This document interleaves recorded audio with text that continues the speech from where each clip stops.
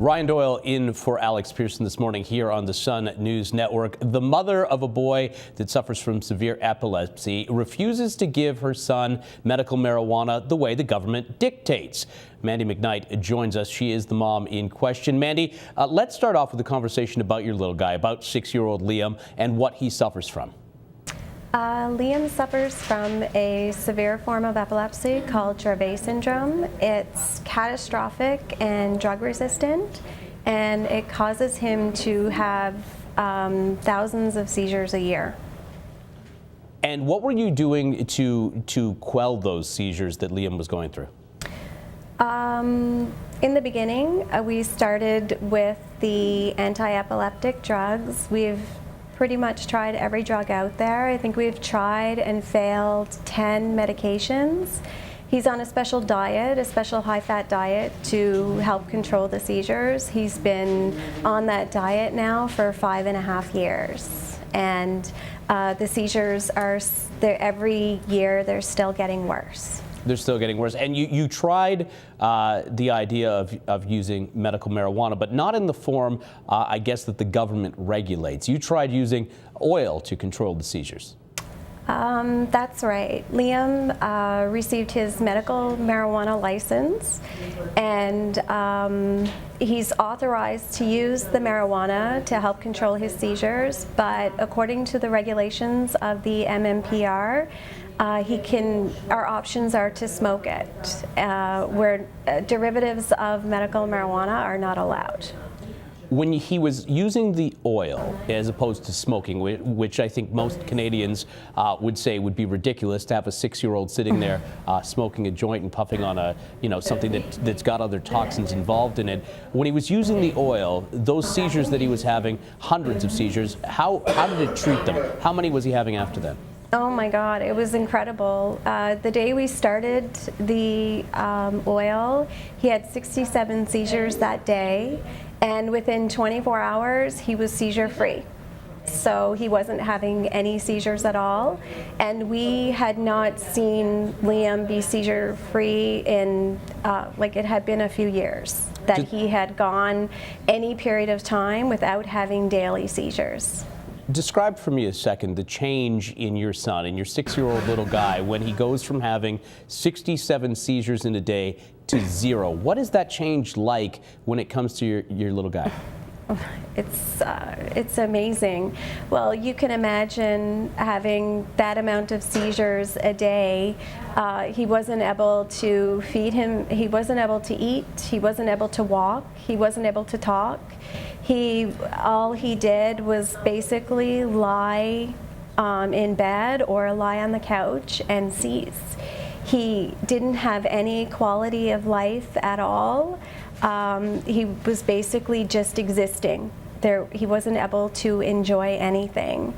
Within that 24 hours, it was in the summertime, he was at the beach, he was playing, he was talking, he was running, he was boating, he was doing everything every 6-year-old, every child should be, that we take for granted, that every child should be enjoying life.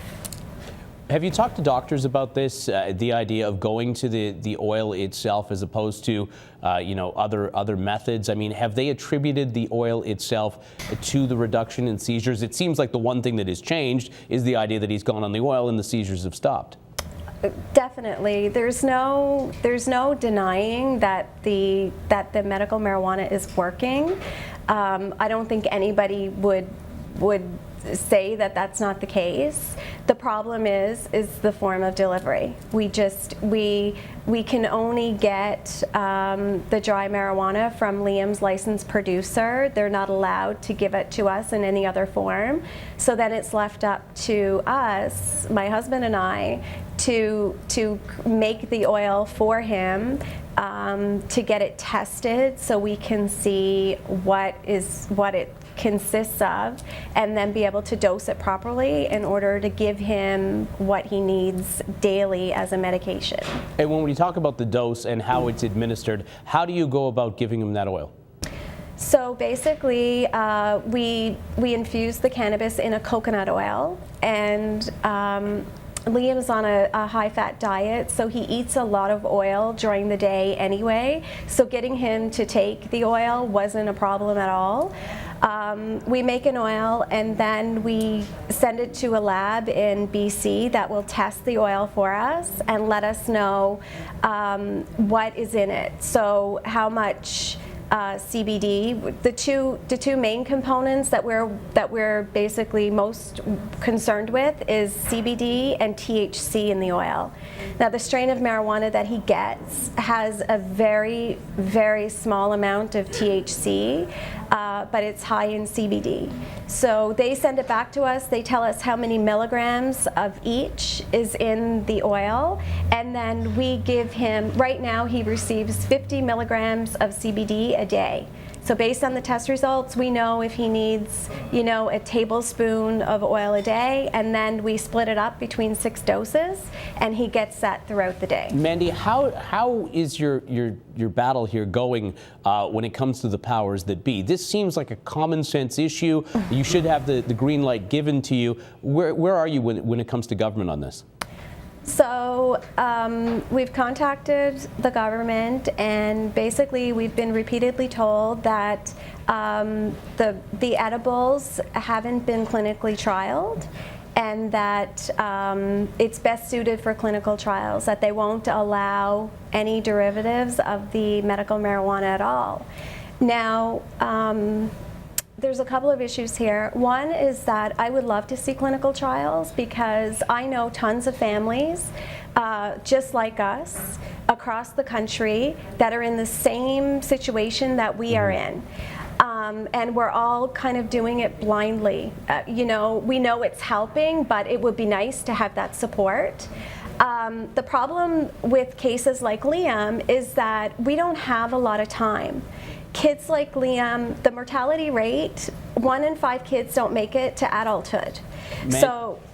Mandy, I'm going to have to just end the conversation there, but let me tell you, I think what you're going through right now is an absolute travesty. I think those clinical trials should get underway. I think that they should give the green light to you and your family. And please check back with us, because we'd love to update people on this story, and I hope to God it has a positive outcome to it. Thank you so much for joining me this morning. Okay, thank you. Mandy.